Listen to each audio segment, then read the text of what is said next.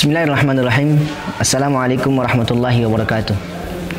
Innalhamdalillahi nahmaduhu wa nasta'inuhu wa nastaghfiruhu wa nastahdi. Wa na'udzu billahi min syururi anfusina wa sayyiati a'malina.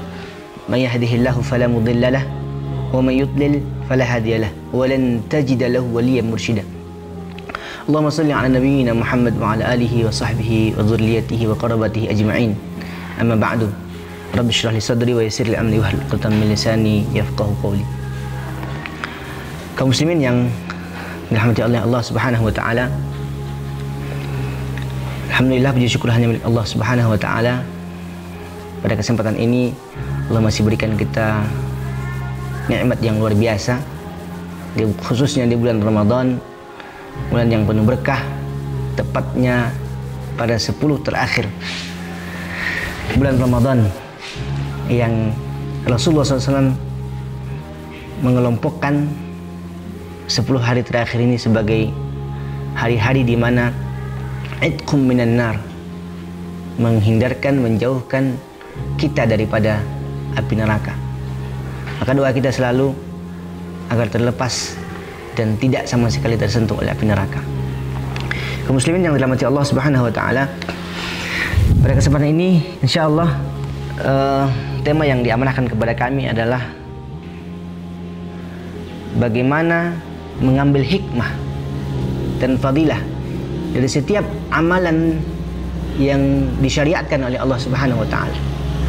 Maka kami memilih sebuah tema yang ringan, tema yang simple, ringkas, dan ini ada pada bulan Ramadan.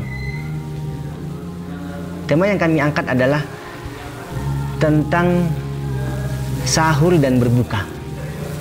Yang kita tahu ini hanya ada pada saat berpuasa saja. Secara umum tidak hanya bulan Ramadan. Namun kajian ini akan lebih meluas karena temanya berkenaan tentang adab makan. Bagaimana sahur dan berbuka sesuai syariat yang diajarkan oleh Allah Subhanahu wa taala dan Rasulnya, serta apa hikmah di balik penetapan syariat tersebut. Baik, ikhwatal iman rahimani wa rahimakumullah, kami memulai dari sebuah hadis Nabi Muhammad SAW yang diriwayatkan oleh Umar bin Abi Salamah. Umar bin Abi Salamah ini adalah salah seorang sahabat dan lebih tepatnya anak tiri dari Rasulullah SAW. Jadi Rasulullah SAW dalam riwayat ceritakan memiliki banyak istri, yang salah satunya adalah Ummu Salamah. Ummu Salamah ini adalah seorang janda yang kemudian dinikahi oleh Rasulullah, yang membawa anak namanya Umar bin Abi Salamah, dan waktu itu masih kecil. Maka pada saat itu, ini hadis yang diriwayatkan oleh Umar bin Abi Salamah ini di dalam Sahih Bukhari disebutkan, kuntu gulaman fi hajri Rasulullah sallallahu alaihi wasallam. Aku dulunya adalah seorang anak yang kecil, fi hajri, dalam tarbiyah bimbingan Rasulullah SAW. Wa kanat yadi tatishu fi sahfah, dan pada saat itu tanganku merogoh. Tatish itu masuk, menjangkau makanan yang ada pada sahfah, dalam sebuah bejana yang ada pada Rasulullah SAW. Maka ketika melihat kejadian tersebut, Rasulullah SAW kemudian menegur anak ini. Ini masih posisinya dalam keadaan hendak makan, karena memang tema kita adalah adab berbuka dan sahur, lebih tepatnya secara umum adab makan. Maka Rasulullah SAW kemudian mentarbiyah anak ini dengan bersabda, ya gulam, sammillah wa kul biyaminika wa kul mimma yalika. Kata Rasulullah, wahai anak, lihat bagaimana kata yang dipilih Rasulullah SAW dalam mentarbiyah anak. Gulam ini sebuah kata panggilan yang halus sebenarnya, yang ringan. Banyak kata yang digunakan untuk memanggil anak ibnun, bentuknya ya walad, ya sabi, dan lain sebagainya. Tapi Rasul memilih kata ya gulam, wahai anak kecil. Ya, memang pada saat itu Umar bin Abi Salamah ini masih kecil. Sammillah, ini poin yang menjadi pembahasan kita. Sammillah wa kul biyaminika wa kul mimma yalik, fama zalat tilka ti'mati ba'd. Kata Rasulullah SAW, wahai anak, ucapkanlah bismillah Wa kul biyaminik, dan makanlah dengan tangan kananmu. Wa kul mimma yalika, dan makanlah apa yang hanya dekat darimu atau dengan sekitarmu saja, di sekitarmu saja. Ini sebuah adab yang diajarkan Rasulullah SAW. Ikhwah, sebelum kita membahas jauh hadis ini, luar biasanya Islam. Hal sekecil adab makan, cara bagaimana makan yang baik dan benar, itu diatur di dalam Islam. Rasulullah SAW sendiri menyampaikan dalam beberapa hadis yang insya Allah nanti akan kita sebutkan. Luar biasa begitu penting dan pedulinya Islam melihat hal sekecil ini. Kita tahu bahwa setiap kondisi itu ada adab yang diajarkan. Kita ingin masuk WC, ada adab, ada doa yang dibaca, ada cara yang pas sesuai syariat. Yang itu semuanya ada hikmah dan fadilah di baliknya. Yang kita sebagai seorang muslim mestinya punya ghirah, antusias untuk mengetahui, memahami, mendalami dari setiap syariat-syariat yang diajarkan oleh Allah dan Rasulullah. Baik, maka pada poin hari kali ini yang menjadi pembahasan kita ada 3 poin. Pada hadis ini tentunya berangkat dari sebuah hadis dan akan melebar kepada hadis-hadis yang lain. Poinnya adalah perintah yang pertama atau anjuran tarbiyah pendidikan yang diajarkan Rasulullah SAW adalah sammillah. Ya, samma artinya adalah menyebut nama Allah Subhanahu Wa Taala. Nah, kita akan mengambil hikmah dari satu poin ini. Secara bahasa, dalam hadis yang lain disebutkan bahwa maksud sambillah di sini adalah mengucapkan bismillah. Apa pentingnya mengucapkan bismillah ketika kita hendak makan? Nah, kita harus mencari hikmah, fadilah yang ada di balik syariat yang diajarkan oleh Rasulullah SAW ini. Dalam rangkuman kami, setidaknya ada 10 hikmah yang luar biasa. Ketika kita akan menjabarkan setiap hikmah itu akan didukung oleh dalil-dalil baik Al-Quran maupun Sunnah. Yang pertama, kita ingin menegaskan dulu ya bahwa pentingnya kita membahas setiap syariat itu.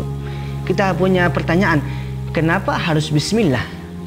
Kenapa tidak tasbih atau kita baca sholawat sebelum makan, atau mungkin baca zikir-zikir yang lain, kalimat-kalimat thayyibah yang lain? Tetapi kenapa dianjurkan oleh Rasulullah SAW? Bukan hanya dalam hadis ini, beberapa hadis yang lain ya, disebutkan yang dianjurkan adalah membaca bismillah. Ringan tentunya kajian ini ikhwah, namun kita ingin mencoba memperdalam sehingga akan menguatkan akidah kita kepada setiap syariat yang diajarkan oleh Allah Subhanahu Wa Taala, memiliki hikmah dan fadilah yang luar biasa banyaknya, dan itu membuat kita semakin dekat kepada Allah ketika kita hendak makan. Poin yang pertama adalah ittiba'us sunnah. Ikhwah, tentu ini menjadi anjuran atau bahkan perintah ya. Al-aslu fil amr lil wujub, kalau dalam hukum fikih ya. Asal dari setiap perintah itu untuk kewajiban. Illa madalla dalilun ala ghairi, kecuali ada dalil yang menyebutkan bahwa itu tidak wajib, misalnya nafilah, sunnah dan lain sebagainya. Nah, hadis ini didukung oleh hadis yang lain. Kenapa itu menjadi sunnah? Lihat, dalam sebuah hadis yang lain disebutkan kullu amrin dzibalin, ini dari Abu Hurairah radhiyallahu anhu, kullu amrin dzibalin la yubda'u fihi bi bismillahirrahmanirrahim fahuwa aqta', fi riwayatin fahuwa abtar fahuwa ajzam.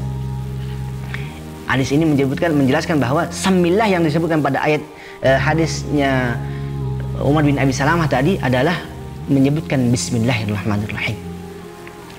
Maka sunnahnya ketika kita ingin memakan sesuatu makanan, meminum sesuatu minuman, maka hendaklah kita mengucapkan bismillahirrahmanirrahim. Dan ini sebuah pahala ibadah karena merupakan sebuah tuntunan Rasulullah SAW.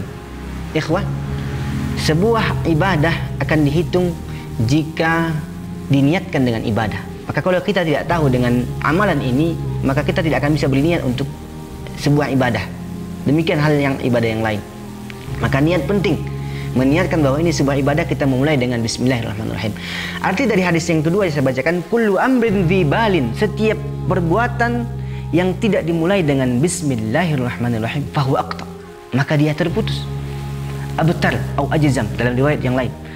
Hadis yang ketiga, kullu kalamin atau amrin dzibalin la yuftahu bi bismillahirrahmanirrahim atau bi dzikrillah azza wa jalla fahuwa abtar atau qala aqta. Ini maknanya sama, tetapi dengan secara umum disebutkan zikrillah, dengan menyebutkan nama Allah Subhanahu wa taala. Setiap kalam, perbuatan yang tidak diucapkan dengan bismillahirrahmanirrahim, maka dia terputus, kata Allah.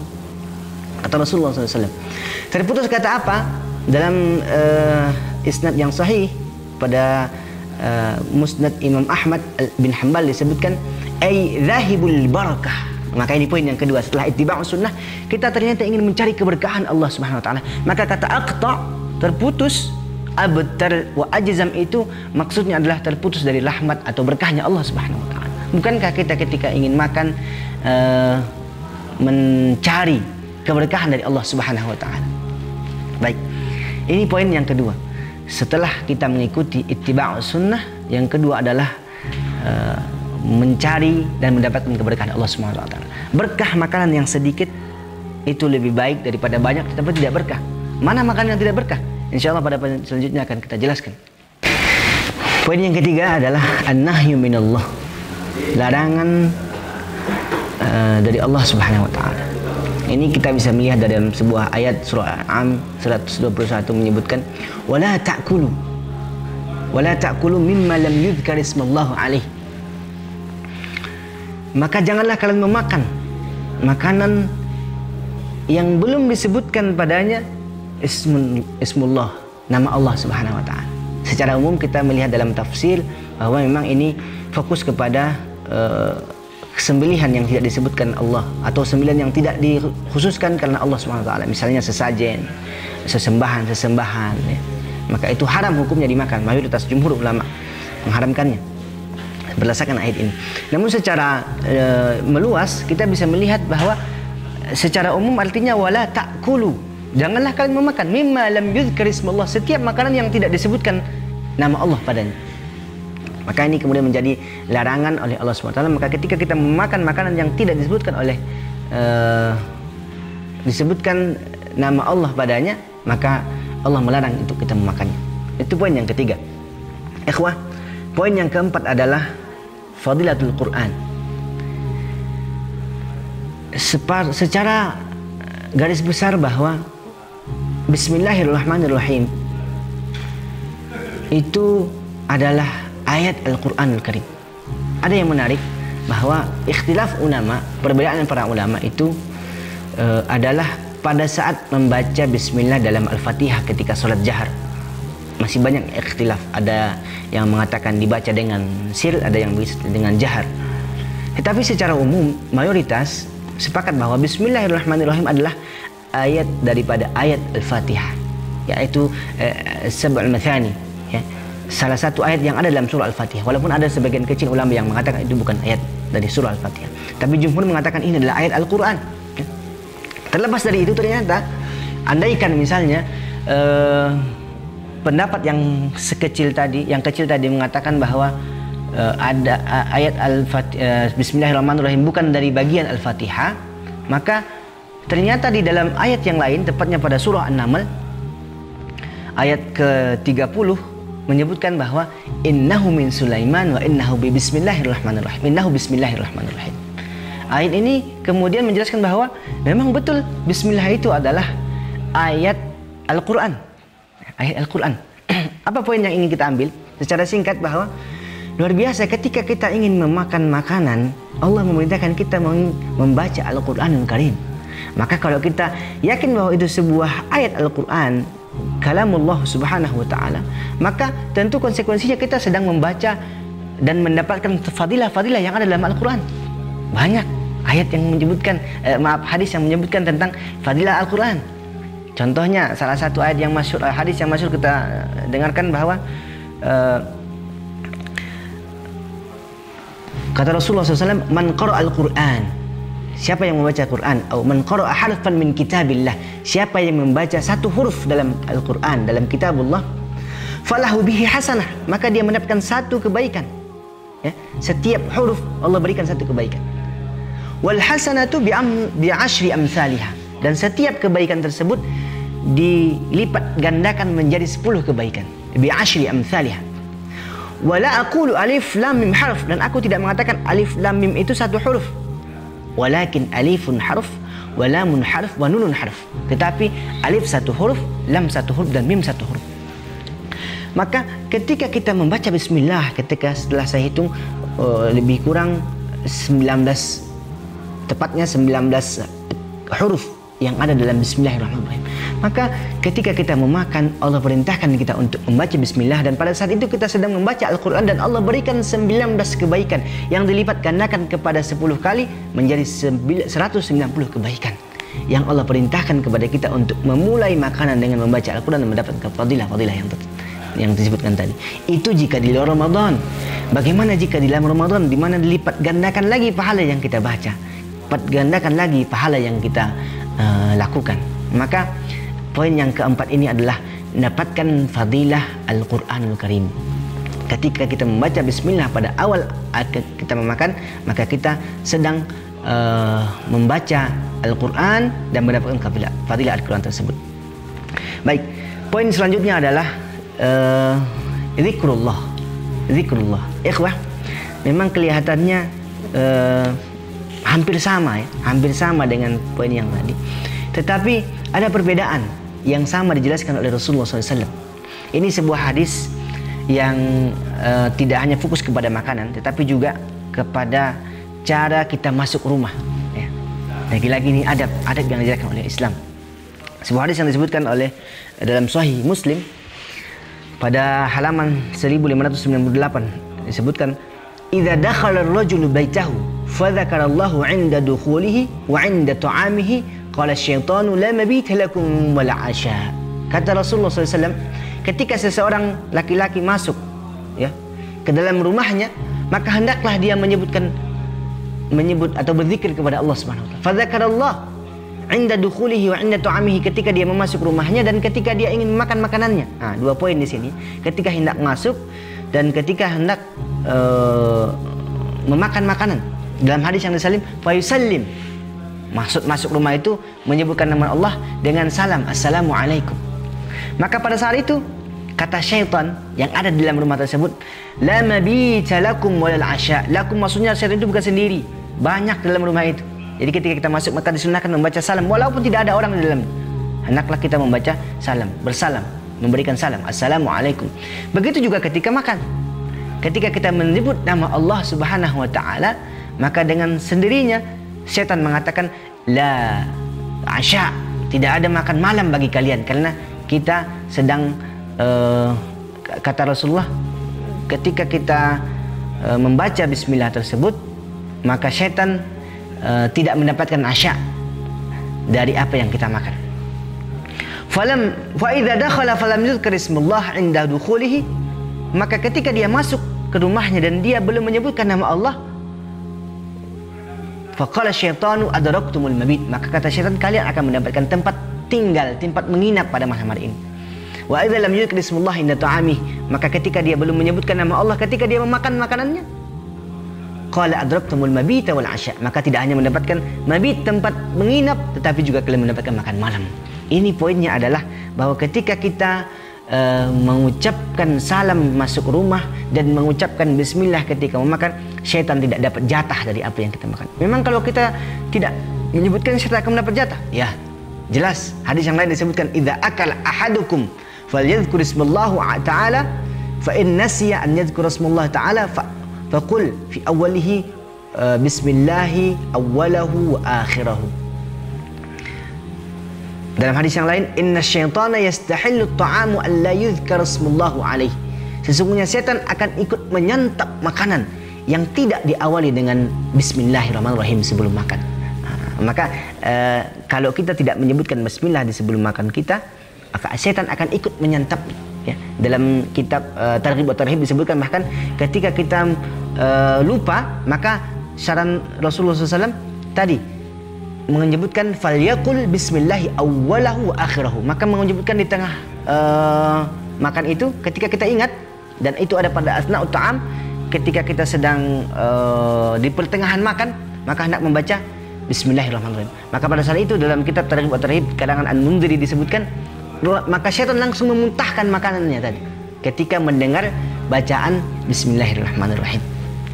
Karena kalau tidak kita makan, asyaitan yastahillu ta'am, ikut memakan makanan yang kita makan. Maka jelas ini poin bahwa ketika setan ikut memakan makanan kita, maka tidak akan ada keberkahan di sana. Makanan yang kita makan ibaratnya ikut dimakan oleh syaitan. Maka ini sebuah hal yang menjauhkan kita dari keberkahan Allah Subhanahu wa taala. Baik ikhwah yang rahimahumullah, baru 5 poin yang kita sampaikan. Pertama adalah ittiba'us sunnah, kita rangkum. Yang kedua adalah barakatillah ta'ala, mendapatkan keberkahan Allah Subhanahu wa taala.